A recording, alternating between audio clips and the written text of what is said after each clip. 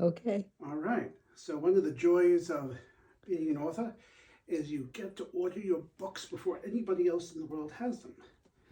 And I'm pretty certain that this box contains 21 copies of this book.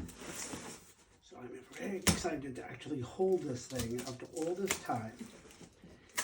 And for those who are going to be attending the Boscone conference in February, these will be for sale there. Oh, goody. Our cat is going to love the crinkly paper. Lots and lots of crinkly paper. It's her favorite cat toy. It's an endless supply of crinkly paper. Oh, look at that. And underneath all the crinkly paper, there it is. It's my book. Yay. It's alive.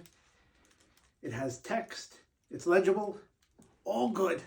I'm so excited. This is so much fun. And something for everybody to note.